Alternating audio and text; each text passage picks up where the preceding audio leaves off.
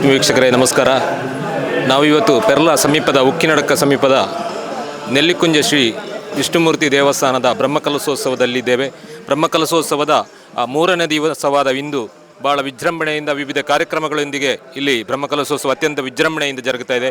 ಈ ಸಂದರ್ಭದಲ್ಲಿ ನಮ್ಮ ಜೊತೆ ಆಗ್ತಾ ಇದ್ದಾರೆ ಉಗ್ರಾಣ ಸಮಿತಿಯ ಮತ್ತು ಉಗ್ರಾಣ ಸಮಿತಿಯವರು ಮತ್ತು ಬ್ರಹ್ಮಕಲಶೋತ್ಸವ ಸಮಿತಿಯ ಕಾರ್ಯಾಧ್ಯಕ್ಷರು ನಮ್ಮ ಜೊತೆ ಆಗ್ತಿದ್ದಾರೆ. ವಿಶೇಷವಾಗಿ ಈ ಕ್ಷೇತ್ರಕ್ಕೆ ಒಂದೆರಡು ಯೋಜನೆಗಳು ಬೃಹತ್ ಯೋಜನೆಗಳು, ಅದು ಬೃಹತ್ ಯೋಜನೆಯಾಗಿ ಸಾಮಾಜಿಕ ಧಾರ್ಮಿಕ ಮಟ್ಟದಲ್ಲಿ ಬೆಳೆದು ನಿಂತಿದೆ. ಆ ಒಂದು ಯೋಜನೆಯ ಬಗ್ಗೆ 1000 ಅನ್ನದಾನ ಸೇವಾ ಯೋಜನೆ ಅಂತೇಳಿ, ಅಲ್ಲದೆ ಬುಟ್ಟಿ ಅಕ್ಕಿ ಕಾಣಿಕೆ ಅಂತೇಳಿ 2 ಯೋಜನೆಗಳನ್ನು ಈ ಒಂದು ಬ್ರಹ್ಮಕಲಶೋತ್ಸವದ ಯಶಸ್ವಿಗೆ ಬೇಕಾಗಿ ಹಮ್ಮಿಕೊಂಡಂಥ ಓರ್ವ ಧೀಮಂತ ವ್ಯಕ್ತಿ ನಮ್ಮ ಜೊತೆಗಿದ್ದಾರೆ. ಅವರು ಆ ಯೋಜನೆಯ ಬಗ್ಗೆ ನಮಗೆ ವಿವರವನ್ನು ನೀಡಲಿಕ್ಕಿದ್ದಾರೆ. ಸರ್, ಏನಿದು ಈ ಒಂದು 1000 ಅನ್ನದಾನ ಸೇವೆ ಅಂತೇಳಿ?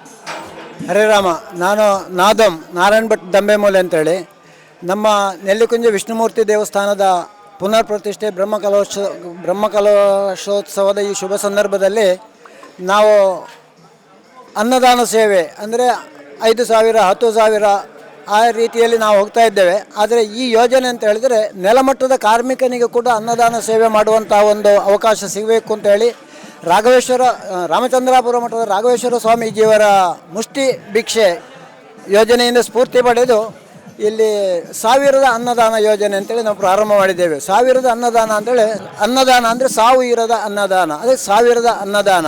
ಇದೆ ಅಂದರೆ ನಾವು 1000 ಜನರನ್ನು ಮುಟ್ಟಬೇಕು ಹೇಳುವಂಥ ಒಂದು ನಿರೀಕ್ಷೆಯಲ್ಲಿ ಈ 1000 ಅನ್ನದಾನವನ್ನು ಇಲ್ಲಿ ಕಾರ್ಯರೂಪಕ್ಕೆ ತರ್ತಾ ಇದ್ದೇವೆ. ಈ 100 ರೂಪಾಯಿ ಕೊಟ್ಟು ಸೇವೆ ಮಾಡಿಸಿದವನಿಗೆ 1 ಹಿಡಿ ಅಕ್ಕಿ ಇಲ್ಲಿ ಹಾಕುವಂಥ ವ್ಯವಸ್ಥೆ ಇದೆ. ಈ ಹಾಕಿದಂಥ ಅಕ್ಕಿ ಇಂದು ಮಧ್ಯಾಹ್ನ ಊಟಕ್ಕೆ ಮಾಡುವಂಥ ಅನ್ನದ ಕೊಪ್ಪರಿಗೆಯಲ್ಲಿ ಬೇಲಿಕೆ ಇದೆ. ಅದರ ಕಲ್ಪನೆ ಅಂತ ಹೇಳಿದರೆ, ಇವತ್ತು ಬಂದು ಇಲ್ಲಿ 1000 ಜನ ಊಟ ಮಾಡುವಂಥ ಅವರ ಅನ್ನದ ಬಟ್ಟಲಿನಲ್ಲಿ ಈ ಅನ್ನದ ಒಂದು ತುತ್ತು 1000 ಜನಕ್ಕೂ ಸಿಗಬೇಕು ಹೇಳುವ ಒಂದು ಪರಿಕಲ್ಪನೆಯಿಂದ ಈ ಯೋಜನೆಯನ್ನು ನಾವು ಇಲ್ಲಿ ಪ್ರಾರಂಭ ಮಾಡಿದ್ದೇವೆ. ಬಹುಶಃ ಇದು ದೇವಸ್ಥಾನಗಳ ಇತಿಹಾಸದಲ್ಲಿ ಇಲ್ಲಿ ಮೊದಲು ಜಾರಿಯಾಗ್ತಾ ಇದೆ ಅಂತ ಹೇಳೋದು ನಮ್ಮ ಒಂದು ನಿರೀಕ್ಷೆ.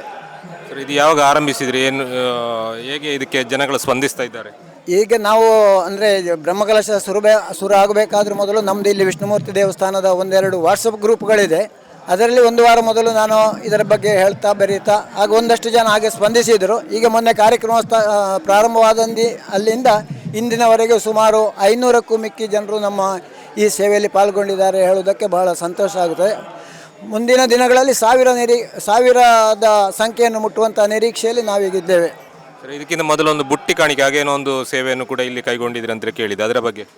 ಅಂದರೆ ಕಳೆದ ಬಾರಿ ಮಧೂರಿನಲ್ಲಿ ನಡೆದಂಥ ಮೋಡಪ್ಪ ಸೇವೆ ಬ್ರಹ್ಮಕಲಶೋತ್ಸವ ಸಂದರ್ಭದಲ್ಲಿ ಅಲ್ಲಿ ಅಪ್ಪ ಹಾಕುವುದಕ್ಕೆ, ಅದೇ ರೀತಿ ತರಕಾರಿ ಹಚ್ಚಿ ಅದನ್ನು ಸಂಗ್ರಹಿಸುವುದಕ್ಕೆ ಬೇಕಾಗಿ ಅಲ್ಲಿ ಸುಮಾರು 400 ಬುಟ್ಟಿಗಳನ್ನು ಕೇಳಿದರೆ ಆಯಿತು. ಹಾಗೆ ಅದನ್ನು ಕೂಡ ಅಲ್ಲಿ ನಾನು ಸಂಗ್ರಹ ಮಾಡಿ ಕೊಟ್ಟಿರುವಂಥ ಒಂದು ನೆನಪಿನಲ್ಲಿ ಈ ದೇವಸ್ಥಾನದ ಕಮಿಟಿಯವರು ನಮಗೂ ಒಂದಷ್ಟು ಬುಟ್ಟಿ ಬೇಕು ಅಂದರೆ, ಇಲ್ಲಿ ಕೇಳಿರೋದು ನಮ್ಮದು ಸಣ್ಣ ದೇವಸ್ಥಾನ ಆದ ಕಾರಣ 30 ಬುಟ್ಟಿ ಬೇಕು ಅಂತ ಕೇಳಿದರೆ ಆಯಿತು.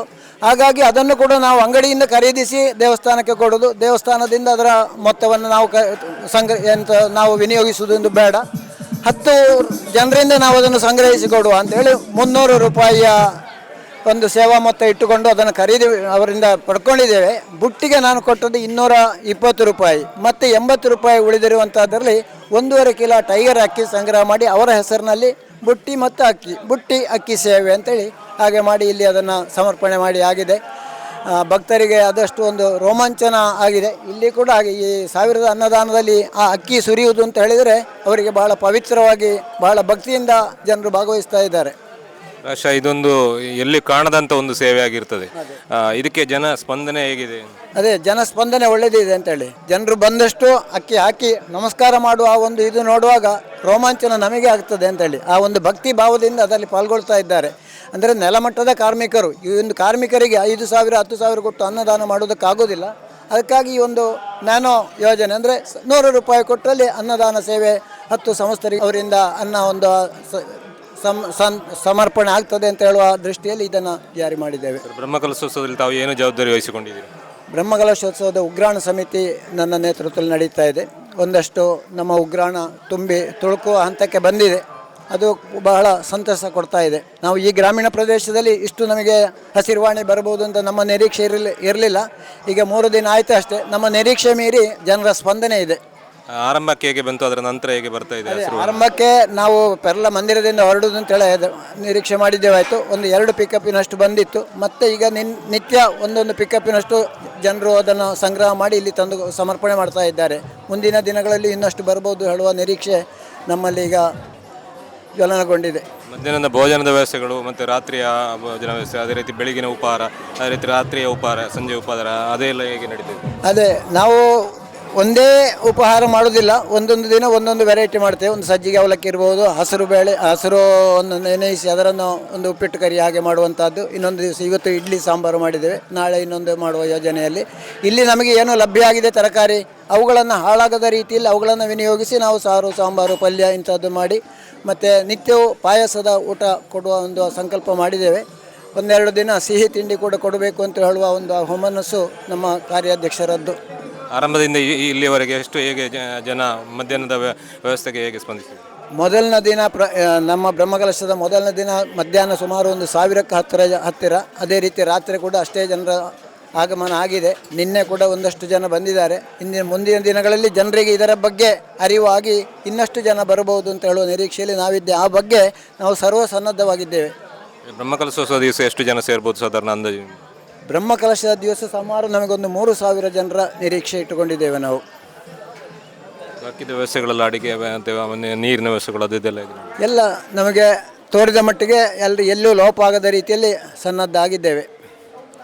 ಓಕೆ, ಇವಿಷ್ಟು ನಮ್ಮ ಇವತ್ತಿನ ಉಗ್ರಾಣದಿಂದ ಅದೇ ರೀತಿ ಅಡುಗೆ ಶಾಲೆಯಿಂದ ಇರುವಂಥ ವಿಶೇಷತೆಗಳು. ಇವತ್ತಿನ ದಿವಸ 3ನೇ ದಿವಸ ಆಗಿರ್ತದೆ. ಇನ್ನು ಮುಂದಿನ ದಿನಗಳಲ್ಲಿ ಬ್ರಹ್ಮಕಲಶೋತ್ಸವಕ್ಕೆ ಈ ಗ್ರಾಮೀಣ ಪ್ರದೇಶಕ್ಕೆ ಜನ ಪ್ರವಾಹದಂತೆ ಹರಿದು ಬರಲಿಕ್ಕಿದೆ. ಅದಕ್ಕೆ ಬೇಕಾದಂಥ ಎಲ್ಲ ಸಜ್ಜೀಕರಣಗಳು ಈಗಾಗಲೇ ಪೂರ್ತಿಗೊಂಡು ಹಲವಾರು ಕಾರ್ಯಕರ್ತರು ಅಹೋರಾತ್ರಿ ಇಲ್ಲಿ ದುಡಿತಾ ಇದ್ದಾರೆ. ಈ ಎಲ್ಲ ಕಾರ್ಯಕರ್ತರ ಶ್ರಮದಿಂದ ಈ ಒಂದು ಬ್ರಹ್ಮಕಲಶೋತ್ಸವ ಯಶಸ್ವಿಯಾಗ್ತಾ ಇದೆ. ಇದರಲ್ಲಿ ಎಲ್ಲರಿಗೂ ಕೂಡ ಸಾರ್ಥಕ ಭಾವ ಇದೆ.